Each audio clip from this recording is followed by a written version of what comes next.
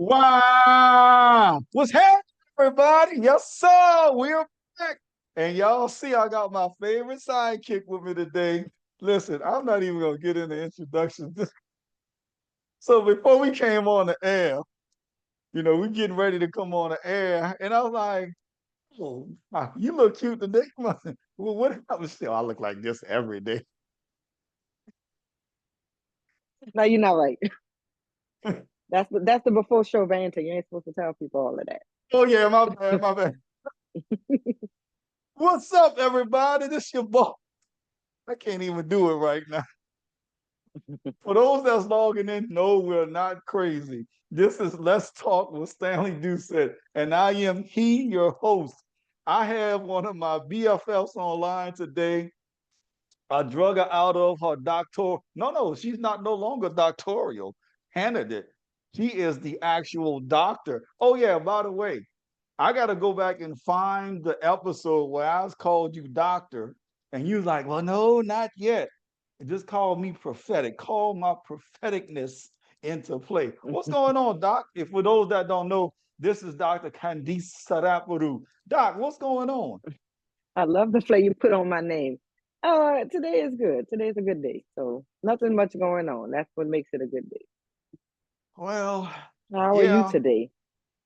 Well, today is Monday and it is the 18th of August. So last year, for those that don't know, Dr. Saraparu helped me with through some of the most horrific days and weeks and months of my entire life. Today actually marks the 1 year anniversary of my dad going on to glory. So, you know, yeah, yeah, yeah, yeah. That's kind of how I am today. It's an up and down day. So, how are you? Hmm. As I said, I am well. And so today marks the beginning of the grief process, is what I'm hearing you say. All right. So I'm gonna let the audience in on our counseling session. So, Doc, Jesus, it it's difficult.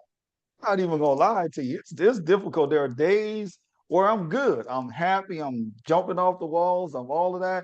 And then there are days I don't even want to get out of bed. What is that all about? That's normal. And so part of the grieving process is having a range of emotions. Some days it hits harder than others, but those days when you're feeling like I don't want to get out of bed, depression is a part of the grieving process. And so there's the you've probably heard of it, the 5 step stages of grieving, and depression is one of those stages. Well, so for those that don't know, I'm gonna give you a big old one this time. I'm gonna give you a big one. So Hmm. for everybody that don't know, during that period of time, I went through three difficult periods in my life. Not just my dad dying, I went through a divorce, and then I was surviving and finishing up and completing all of the stuff with cancer and all of those medications and all of that stuff. So when somebody go through those types of traumas, right, and those type of griefs and those types of losses, what what now? What's next? Like what to do? Like what? Hello, what to Breathe, do? breathe. So one, you're saying it's complex, right? So it wasn't like you're just saying, okay, I'm dealing with the devastation of losing my parent, right? And I don't know if you want to overshare, but yours, you knew it was coming, right? And so every Yes. day, it's like you're grieving before the grief even started. So even when he was That's right. living, you knew it's coming to an end. The doctors are telling you that. Part of your brain is in denial, right? Hoping Yes. hoping that the doctors are wrong. You start wondering like where they got their degree from, checking them. But Yeah. part of you knew, okay, this is happening, and I got to prepare for it. There's no way to really prepare, but you try your best. At the same You time, you're know, dealing. Go ahead. Go ahead. I was just gonna say that weekend before, I think it was like the 11th or something like that. That weekend, he went to the hospital, right? I don't know, whatever was going on, he went to the hospital. And I will Hmm. never forget the doctor saying, it's just the end of life. And it was like Hmm. somebody took a knife and just stuck me in my heart and just continuously stab, stab, stab, stab. So when we went up to the weekend of the 18th, that 17th, that Saturday, I literally fully expected to wake up and I find him in his bed. I did not even expect him to be there on the 18th. So how do you even Hmm. process that stuff? The way you're doing it, you retell the stories and you get more details, right? Every time you tell a story, you remember a different detail.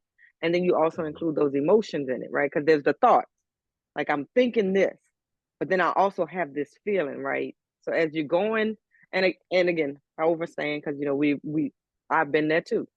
You're going to check on the Right. parent, and it's Hmm. dread. It's like, okay, I'm going. Right. I don't know right. And so even when you find that okay, they're still here, it's a little relief. But then tomorrow it's gonna be the same feeling. It's gonna be the same every day, every minute, every time the phone rings. Is it, if Mm. I'm not there with them physically, every time the phone rings, I'm jumpy. Yeah. I'm jumpy. Yeah. Is this the call? Is this the call? Is this the call? And then when you finally get the call, it's worse. Worse than you having built it up in your head, but it happens, right? Or you're the person making the call. That's right. And I know you know this story, so just to share with the viewers. So that sad, I'm sorry, going into that I'm sorry, going into that Sunday morning. So going to that Sunday morning, you know how you kind of peep your head around the corner like, Hmm. oh boy, and like, what am I find? And then you saw him, was like, all right, great. But something, if I'm being honest, something in me knew it was any moment. I mean, Hmm. literally, it was any moment. I forgot what it's called, stomach breathing. I call it stomach breathing. He wasn't breathing up here. He was breathing from his stomach, right? From his diaphragm. And Hmm. yeah, that's right. Hmm. And I remember that Sunday morning, we were conversing and all of that. Oh, I say conversing. At that point, he wasn't even talking or nothing. Hmm. So, I cleaned him up and all of that stuff, and we, like, Dan, let's say our prayers and all of that stuff. But he wasn't even moving, right? So, finish, and then that emotion itself, walking out, just like, okay, finish cleaning him up, clean the bed up, dot, dot, dot. And then walking out, and it's like, oh my God, he's about to die. Like, Hmm. wow, Doc, what? I mean, yes, I know I'm blessed to have you there, and Dr. Hardy was there, and so on. But Hmm. for those individuals that don't have a Dr. Saraparu, what what do they do in those situations? Because that's hard. So one, we as a society have to do better. So it's not an individual Mhm. thing. We have to normalize death as a part of life. And so that is like the biggest takeaway. I'm giving a takeaway before we even end is you Okay, have to understand that death is part of life. And then we have to really, really connect to, for those of us that have faith, to our faith and our understanding, right? Because I heard somebody make a joke, said everybody want to go to heaven, but nobody want to die, that's right? right. And we all were laughing, ha ha ha. But the reality is, no, that's true. Like it's not a joke. That's the reality, right? Right. And so then when death makes us have to really consider, what do we really believe? What is our, it's almost like a crisis of faith. What do I really believe? Where do I really believe my parent is after they, are no Ooh, longer in that human form? that's a deep question. When you say it in that term, I don't know if everybody process it that way in terms of, do you really believe or do you know where your Hmm. parent went, where they actually went, or are you just hoping and just like selfishly saying, "Oh, I just wish they were still here suffering," because that's what we're saying, Hmm. if I understand correctly.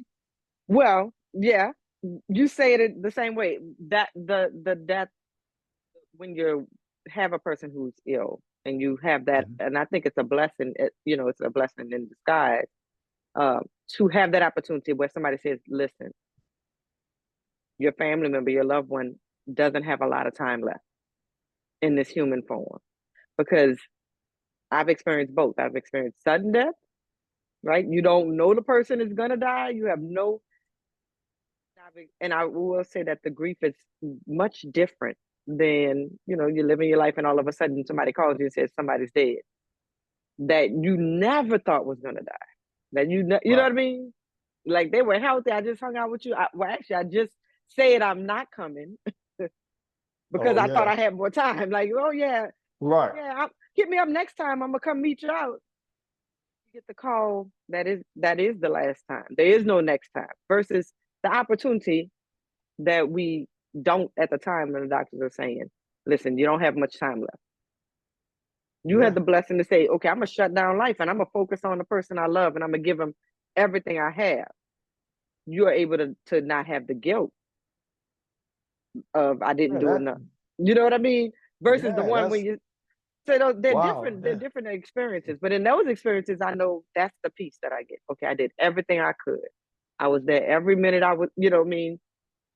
Everything, nothing else mattered but you in those last days, and you knew I loved you. Absolutely. One of the things I was talking to a friend of mine the other day, and she brought up something. And I was like, you know what? One of the things that I will never forget with him, we were in his man cave, right?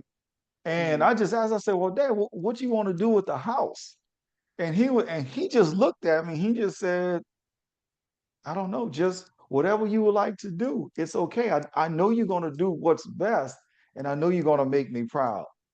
Okay, hold on. Let me exit stage left just for a second. Let me go let all of these tears out. Then I'll come back and address you. It was like, ooh, that I I don't know what to say. Mhm. But you got to have those conversations, right? Yeah. That Hmm. we normally kind of I call it a shared delusional disorder. Please don't think that this is the real shared delusional disorder, right? That is a diagnosis. But I think that we as a society have that shared delusional disorder that time is limitless and that Yeah. we have more time. I kind of started saying it's the audacity of it all that we will say I'm not going to talk. I'll talk about that later. The later that we don't know is promised to us. And again, if you have that faith, you recognize that who told us that we have more time? Who told us that, Yeah. right? And so I love that you were able to have those real conversations and you were able to hear him say, I know you're gonna make me proud. And in that saying, Yeah. you've already made me proud. You're just gonna continue doing what you've always done. Correct. Correct. For those individuals that's listening, right, and just lost a loved one, or dealing with this situation, the one question I want to ask, how do you share with them or help them get the strength to move on to that next day? Right? What is it? Hmm. And again, I can't even express enough how blessed I was, you and so on and so forth in my corner. Well, I could pick up the phone and call you. But for Hmm. those that are dealing with that right now, wherever they are in the country, the world, how do you get them, okay, come on, let's go on. Let's keep going to that next day. I think everyone's gonna have to tap into their own unique kind of process. And that's what I always suggest about death is that you come up with your own process. Because the longer we live, if we're blessed, the more we're going to experience death, right? Because Yes. it's either going to be us or somebody else that we love. One of us got to go first. And so having your process and grounding it, if you do have faith in your faith, is very helpful, right? Giving yourself Mhm. permission to not do things that don't matter. A lot of times you think, I got to do this, I got to do this, I got to do this. And sometimes that has to be done. I don't have to do it, right? So and you've been in this process before, you're planning out everything, and people reach out. And this isn't for the person who's grieving, this is for the people who are not grieving, who love those who are grieving. Don't reach out saying, tell me what you need me to do. I'm already overwhelmed. Reach out and tell me what you can do for me, right? Oh, So the person who came and said, I'm coming with you to view the body, right? I didn't have to ask. They said, I'm coming. Tell me what, they did have to say what time. I had to tell them what time. But when they said, tell me what time I'm coming, and the strength they say that with, I know I can't tell them don't come. I know I can't say I don't need, you know what I mean? And that's I right. needed them. I needed them. Said, you want me to come view the body, which I'm coming. I would have said, don't worry about it. You gotta go to work. right? But when they That's said, right. I'm coming, and then they beat me there, Yeah. right? You here first. You went in first. You made sure, you know what I mean? So That's right. now when I come, everything's straight because you already came. I told you 10 o'clock, you got here at 9. Mm-hmm. Yeah. That's something. I'm glad you said that, right? Because you bring up something in that scenario. So there are people that you said they will say that just what you said. Oh, you need me to do anything? Oh, I just lost my dad. Or Mm-hmm. some people, I just lost my mom, right? Hell, anything at this point. Right. At this point, anything, right? But then they'll say that, and but here's the one. Here are the people that I must say, and you can slap me on my I say you shouldn't say slap. You can tap me on my hand, right? You can pop me on my hand, and I'm gonna say this. This is the ones, and they start quoting scripture. Doc, Doc, when I say that runs through me, I could give you the scriptures and everything you're going to say. I don't want to hear that right now. I don't Mm-hmm. want to hear, well, at least he's in heaven, or at least listen, I just lost my dad or my mom. I don't want to hear that.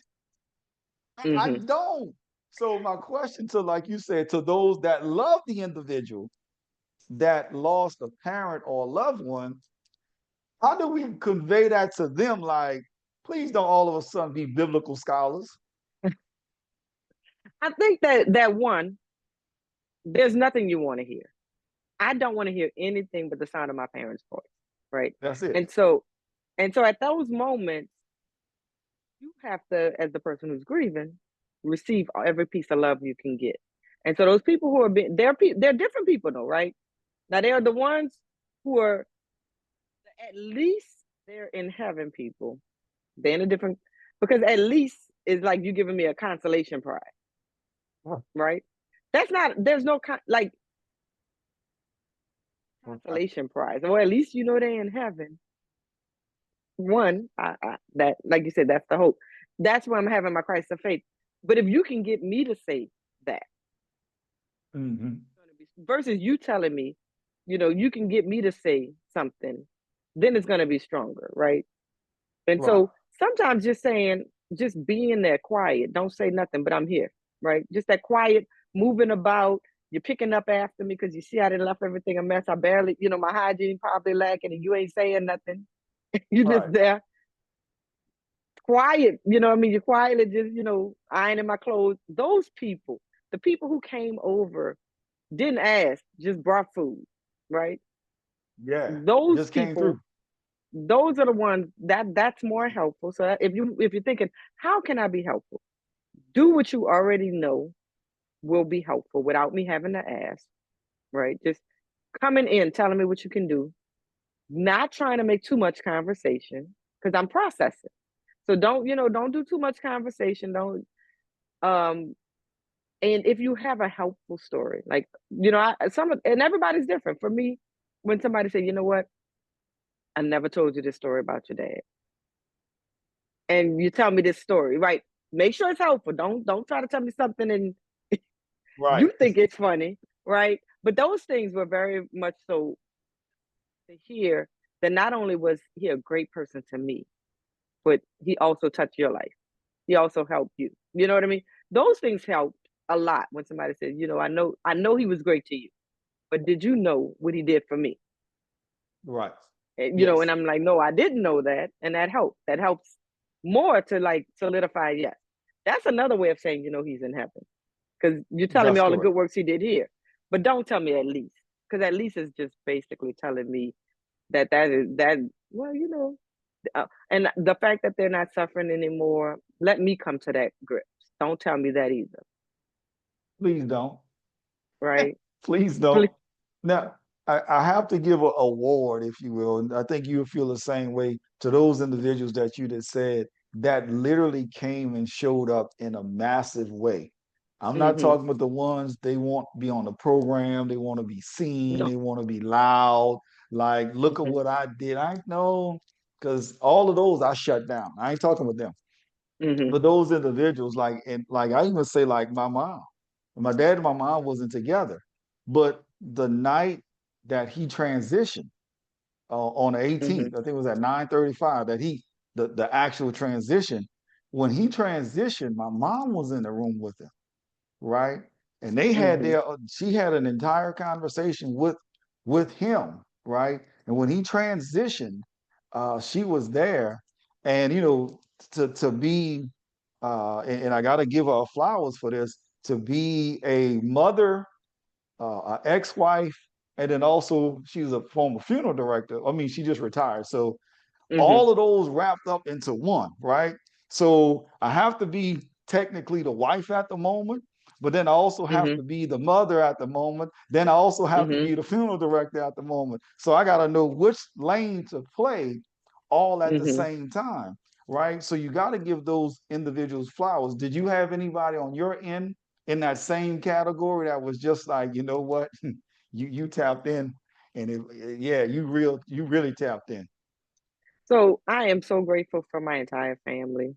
And I Hmm. don't want Hmm. to miss anybody because I think in those moments, it's the quiet stuff that you don't notice. And I would hate to say it, like I said, there are people who they know what they did, and I don't know what they did because, Right. but stuff got done, right? But I definitely have family members who like, I got the repast for you. Don't worry about it. Those kind of things. That is so helpful. Anything that makes Yeah. me not have to think about it, not have to think about it. Um, you know, not to all we sharing. So I lost, Hmm. not lost, because I know where they are. They're not lost. That's But like right. my mom and my dad died within 2 year period of each other. Hmm. And so, Right. it's very difficult when you're grieving one parent and then the other parent gets a cancer diagnosis and they go through the same, you're like, okay, I know how this goes Yeah. because I've seen this before. And you have the hope of a better outcome. But you recognize that life does not mean better and death does not mean worse, That's correct. right? That's Life. correct. So a lot of the things through those experiences of watching my parents transition really, again, taught me about my faith. It reminded me of what I already knew was true. And I Hmm. had a conversation, so when my mom was, as you were transitioning, we each had a conversation with her one on one, and five Oh, girls. yeah. So she talked to each one of us one on one, and honestly, I don't know what she told everybody else. So I only know Right. what she told me. But her main thing was like, through this whole thing, I want you, one, to keep your faith, and two, to know that death is part of life, and it was already written from the beginning. Hmm. That's right. So don't get mad at God. Don't get mad. This is how it was supposed to be from the beginning. And so Right. though when it happened again, I just had to Hmm. remind myself. My mama said, normalize death. Death is part of life, and it was already written from the beginning. Okay. That's right. Somebody, Mm-hmm. who was this? I think it was my best friend that told me this, and he was like, "When you born, you're beginning to die." Mm-hmm. I was like, "Ooh, wow, that's deep." It's like it's true. I was like, "Ooh, wow, that's deep." But you think about that. But I don't want it to just seem like it was just my mom. But I was bringing her up, right? And Yeah. then, believe it or not, Tanya, my ex, she was there, and Lauren, my daughter, was there, right? So they're there, and I'll never forget because I was done, and I was just like, okay. Mm-hmm. And I'll never forget. I think it was Tanya. She was like, just like take a ride, or it might have been my mom. I can't remember which one. Like, why don't you just go take a ride and like maybe get a daiquiri or something, and just come on back at least just to get outside, because at that point I'm not even leaving the house like Mm-hmm. at all. Go to the No, I'm not going to the sidewalk to get the mail. Somebody else go get it. I'm right here, like I'm every moment. So basically, they all three of them actually just kind of just go. So when I came back, I was on the phone, and they literally just came out the room because they heard him go, "Mm," and that was it. Mm-hmm. So he gave up the ghost. So, and they said I was literally walking in when he went. So they were coming out of the room, and Tanya saw me first, and she took my phone. She said, "Give me your phone." It's like, "Give you my phone? What you need my phone for?" And then she said, he just passed. And it was like, it was like, Mm-hmm. ah. So, and this is what I mean, where Lauren, my daughter, Tanya, and my mom played her three parts, and then Tanya was like, well, this is somebody that literally treated me as a daughter. Now I'm watching Mm-hmm. him in his last moments, right? Then to see the father of my child walking in to let him know he lost his dad. And then at the same time, my daughter Lauren standing there like, it's okay, dad. Mm-hmm. No, I don't even want to just, yeah, that, just that, right? So then this what I thought was so powerful when they say like people just doing stuff that is just a blessing. All three of them left the room and it was like, do you? And it's like, do what you do with for you and with your dad. Just Mm-hmm. you, right? And when I was in there, it was just he and I. And we went through some stuff, talked, shared, and all of that stuff. And then it was like, I'm good. I I can't bring you back. I Mm-hmm. can't hold on to you. But then also I remembered, if you will, my assignment, because a lot of people don't know why I brought up the cancer and the divorce and all that stuff at the beginning. Here's why. Because I was dealing with that too. But then I Mm-hmm. remember my God, my creator was like, no, I need you to remember this commandment. Honor your mother and or your father and your mother. I forgot which one goes first, but honor your Mm-hmm. father and your mother, right? And to be there in spite of all the stuff I was going through, all I could do is say, God, I did what you wanted me to do, Mm-hmm. right? Mm-hmm. And that's the peace that you're saying. I had that peace that was there. Yeah. Yeah. And that part helps soften the blow, if there's a such thing as softening the blow. Right. Is that Right. is that peace, right? Mm-hmm. And when I say everybody has to figure out their own process of all of this. Like we can tell you the stages of grief, um, that, but they don't go in order. And not everybody feels everything as as deep. Like some people really get angry, which is one of the stages. They get really, really mad. Not only do they get mad at, maybe the person, they try to figure out if you took better care of your health, if you didn't smoke, if you didn't drink, they start getting really upset with that person. Or they get mad at God, like why do people have to die? And they start questioning their faith. But not everybody does those stages. So every individual has to figure out for themselves what they believe, right? Not what, Mm-hmm. I can tell you, oh, I'm not going to say I'm well versed, but I can tell you that the Bible tells us something, right? But not everybody's Christian and not everybody. So if you're not Christian and you don't believe in the Bible, or if you don't have any type of religion that you believe in, if you're agnostic or you're atheist, what do you believe? And whatever you believe, that's what you stand on. That's what you find your peace in. If this is the human body, right? And as you said, as we're born, we grow, but we start to see that decline. I hate to say at 40, Yeah, but yeah, it yeah. feels like everything happens after 40. You just start saying, oh, stuff like snap, crackling, and popping, Right. We can't even get out the right? bed right. Right. Wait, I Go want ahead. to I was gonna shift say real somebody getting out the quick. bed, but let's just. Oh Lord. Not No, I tore a tendon in my ankle just getting out of the bed, and the doctor said, "Well, that happens to people as they get older." It's like I'm not that old. How old you gotta be? Hey, Doc, We're you gonna just save saying that for to another me. time. Yeah, all right, all right, all right. So I want to But shift that's in this. true story. But yeah, go ahead. I want to shift in that. So there's some, like you said, some unsung heroes. And I don't want to start naming names. And I remember my cousin Derek and I had to, bring my dad's body to the gurney or whatever the whatever, and then they actually put him in the bag, right? And I Mhm. remember people saying the strength that it took to zip the bag up, and I was like, You know, I mean, that's the police side there. Like, how many murders I done been on at that point? You Hmm. know, you didn't shift into a whole nother thought process. But this is what I want to shift into real fast. I want to kind of reverse this in a second and go to this. How do you help those individuals that's going through grief that had some type of uh, issue that happened to them, some type of sexual issue or some type of, you know, something that put them in a certain category, and they are trying to now move that behind them and be able to push forward in their life? Because a lot of people get stuck at whatever date that happened, So we're talking about grief, or we're talking about how do we move past in trauma? past the trauma, past Okay. that trauma.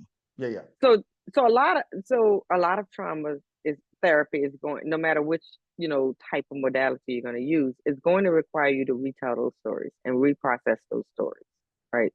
So whenever you have, this is how I use the analogy of physical, right? Because people Okay, understand trauma. So anytime you injure yourself physically, that's considered a trauma, right? that's right. Right. So if I have a physical injury, my intuitive thought process, if I hurt my leg, right? Brought up the Yeah, ankle. you So fell out the segue into the you ankle. stopped. Yeah, I you stepped got out the out the bed, I bed. hurt my ankle.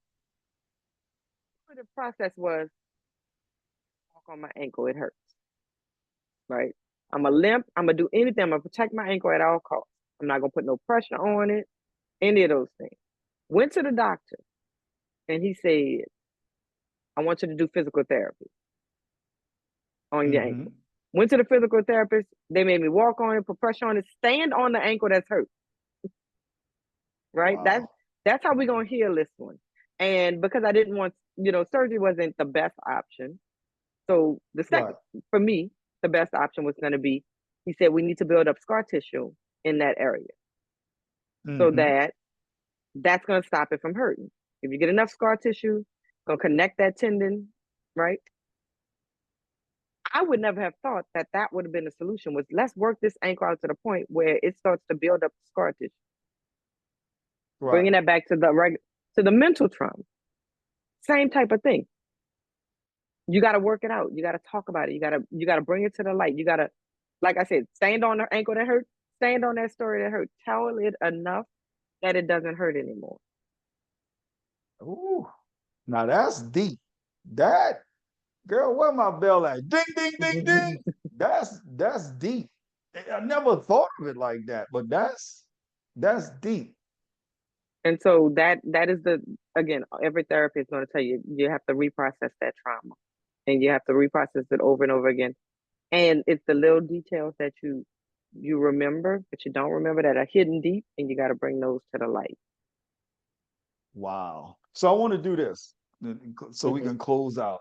Um, I want to give you an opportunity to share whatever it is that you want to share for those that are hurting in any kind of way, and anything that you want to share in terms of your dad and your mom. I knew both of them, of course, but Hmm. so whatever it is that you want to share, I would like to share that platform with you, and then I'll come behind you and share. So I guess the main thing about this is, one, grief is normal. It's part of the human experience. And I heard someone once say that grief is just love that you don't have the ability to give to the person anymore, right? So it's, as much as I loved them when they were here in their human form, that's how much I'm gonna grieve for them that they're no longer here in their human form, right? Um, so as far as losing a parent, our parents Hmm. are the first people we ever loved. Yes. We came into this world knowing them. Hmm. You know what I mean? Like, we are genetically inclined to know our father's voice, our mother's voice, to know their smells. Mothers even more so, they anchored us into this world. And so when you lose them, you lose a Hmm. lot of the sense of who I am. Like, they told us who we were. We didn't know, Yeah. at one point we were separate entities until we got a little older from our parents. So it is a big deal. Give yourself the grace to say this is a big deal. Don't try to rush through the pain, which is what we constantly want to do. Sit in it for a minute. Don't get comfortable and make it too familiar, but give yourself permission to say this hurts and I'm gonna let it hurt for a minute because I love my parents. I have to shift. I have to shift Yes. now. I look up on the. I joke with my sister, who's the oldest, and tell her she's the matriarch now. She don't like that title, but the reality, I said, look up on the family tree, and there is nobody above us. There's no grandparents. There are no parents.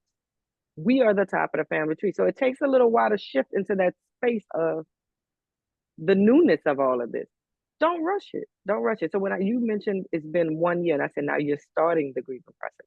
You're not ending the grieving process. That first year was just I'm holding it together. I'm making my way through. I'm white knuckling it, That's right? right. And now I can smile. I can have joy again. I can in pieces, and now I can grieve. Now I can process some of this.